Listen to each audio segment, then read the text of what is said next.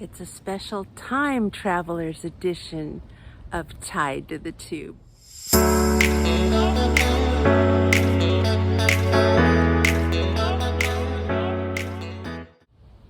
Well, I'm in front of the office bed, although I've been known to call it other things.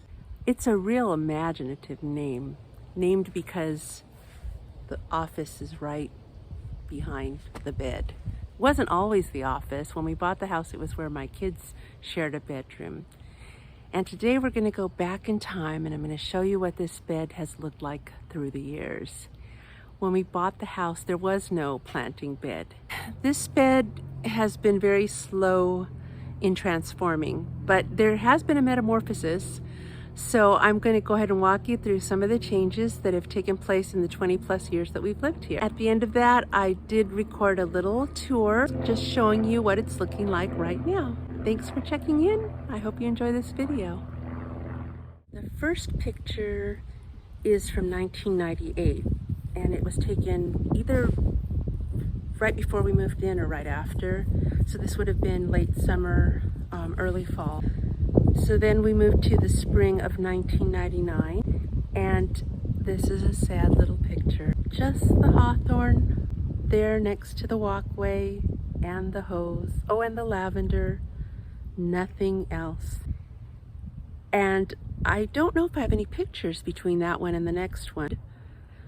Who knows? We had painted the house the year before, and so that's when we added the brownish color to the shutters, the wall color, and the siding is like an oatmeal color. And we finally started doing some planting. I added a hydrangea, and I added, they're kind of hard to make out, but to the left of the hydrangea there's some blueberries, and there's actually a maple there.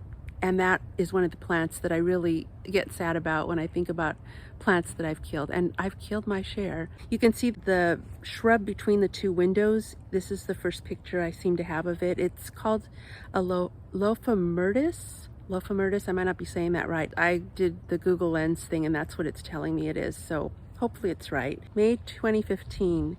And so these new boxwoods, the ones that are in the bed now, as boxwood balls, those make their appearance. The azaleas, it didn't look as good as it did in spring and summer of 2010, but it didn't look horrible. And the bed was smaller than it is now. You're going to see that I enlarged it at some point. Here's a photo from spring of 2019, and this bed was a hot mess. This was at the time when I was caregiving for my dad. He is now living in a skilled nursing facility as a permanent resident, but I took care of him for a couple of years, and that was basically my full-time job. I left very early in the morning and did not come home until night. The next picture is June. This is when I added the hostas apparently, and I started shaping the boxwoods, it looks like. And here's another picture from 2019. This one would be August.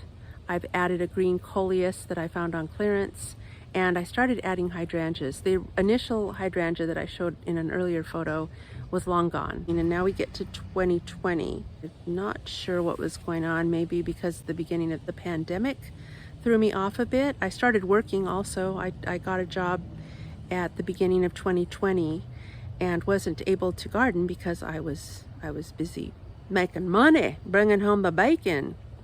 Anyway, so summer of 2020, I finally was able to turn my attention back to this bed. The plants that were remaining were the boxwoods, that Lophomertis, the foxtail, azalea, hydrangea.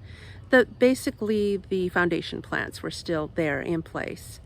And so this next picture, September of 2020, last year, this is when I expanded and widened the bed.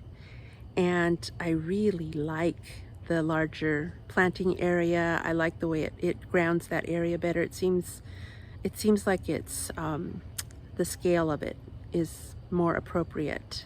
The other little weenie bed looked wrong with our house. It didn't set it off as well.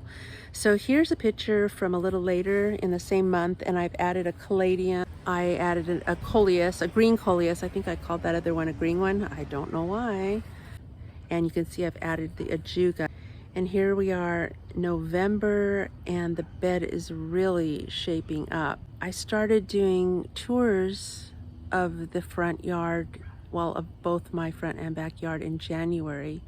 So there's a lot of footage of what it's looked like every month from January to now. But I'll put in a couple of more photos of just this bed over this last 8 months, 9 months from November to now. And then I'm going to segue into a quick tour that I just did a couple of days ago of what the office bed is looking like right now. Thanks for tuning in. Well, it is a lovely overcast day, which seemed like a perfect time to do a quick run through the office bed. It's about time to take the blossoms off of this hellebore, but I kind of like the way they look still, especially with that coleus behind it, kind of a brownish color. It's a lot browner than I expected it to be. The hydrangea blossoms are starting to blush a little, which I think looks so pretty. And I love just how many flower heads or seed heads are on this purple fountain grass now. Although the grass itself is not very dark, and I'm guessing that is due to the fact that this is a very shady area. Down here in front, this little hosta gave me a flower stalk. It has not flowered before, so I probably had a picture at some point of what the flower would look like, but it was a surprise when it came up, and especially because I had just put this little purple decorative sphere right down next to it. I found that at Hobby Lobby on clearance, and I love how they both kind of have the same color. I've not removed these impatiens yet. They're not looking too bad, so they'll stay probably for a little while. And the gomphrena has not been moved yet either. It is starting to encroach a little on the grass. So if I get to taking these flower heads off, that's probably a good thing, or move it. But if the flower heads go to seed, I may have problems in the grass. I guess I don't want that, so I'll try to move it or cut it before then, before it can drop seeds. I'm really happy with this this mahogany splendor hibiscus. I love how tall it's gotten. It's not quite as bushy as I would like, but I still think it looks very pretty. And then the Thunbergia vine, the black-eyed Susan vine that's in the obelisk with it, has grown quite a lot. It reaches all the way to the top of the obelisk, but it stopped flowering. And I don't know if that's a sun issue as well, and I do need to feed this planter, so maybe that will make a difference. It would be so lovely covered in the little white blooms. They're very pretty with little black eyes, and I just love them. I have this new coleus. I'm not sure if I'd shown it previously. I need to get that one in the ground. I think it's going to go in the ground right where the pot is. And then there's a little hawthorn behind it, which will go behind the bench. So I just got to get to it. And then my azalea is shocking me because all of a sudden it's got all kinds of blossoms on it. I did not know that it bloomed in summer. I think that I've only had that one for a short while. I'm trying to remember which one that was. But everything over here is looking kind of green. I mean, we haven't had terrible heat year here this summer yet. And so things are looking pretty good. In fact, I was pretty surprised. I'm getting outside of the office bed, but I was pretty surprised to see that this columbine put on a bunch of flowers. I did not expect that, not for a minute. And then the monkey grass, I think that's what it's called. There's another name for it that I can't remember, but it has these little pretty purple flowers on it too. Liriope, that's the name of it.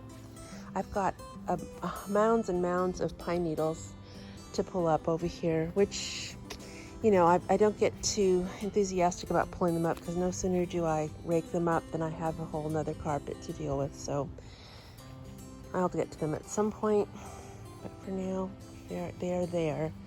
They're serving as a mulch. Everything at this end is still looking pretty good. The coleuses look beautiful, and I love them with that fern. The ajuga's looking good, albeit covered in pine needles. The calla lilies are starting to fade a bit, and the delphiniums, of course, are long gone.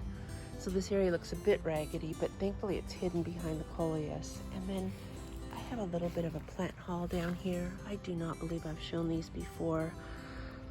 I have a lantana that's a kind of a yellowish color, and I have a rock in the blues salvia, I believe. And I'm trying to remember what the third plant was. Well, there's the lemon coral sedum. Maybe it's just those three. No, there are three. Oh, I have a little oregano here. It was in another area and it kept getting too crispy or getting too dried out. So I moved it over here just until I can get it in the ground. It's meant for the backyard in the herb planter. So that is the garage bed. It's got some open spots, as you can see. I'm not necessarily planning to plant them up, but I may move some pots out here with something in them, maybe more coleus. Coleus seems to really like this area, and I think I'm liking how coleus looks over here. But overall, I'm pretty happy with this whole area. I've had my misgivings. I had this point at which I was starting to lose interest, not interest, I was starting to lose my satisfaction with it. And I still have areas that I'm not completely happy with. As I mentioned, I want the coleus out. I don't like I think what I'm having trouble with too is this has such a nice kind of a muted palette that I'm not loving the bright colors over here. I think I'd like to get, I don't know, a more calm palette going over here. So the gomphrena, I had originally thought of moving it back, but I may move it entirely out of this area. And I've got a little potted geranium here. Same thing, the geranium, when it blooms, is a very hot pink, which is just, oh, so pretty. It's lovely. And for summer, it looked great over here, but especially going into fall, I think that that's going to come out. I would love to get some Roseanne geranium. I don't think I've ever seen it at any of the nurseries around here, and I don't know if you can grow it from seed. I probably could order it online, but I feel like that would look really pretty over here. And I have to check and see whether it does well in shade, because this really is a very shady area. But I think that would be a nice complement in this area. And look who's sitting here waiting for her 15 minutes of fame.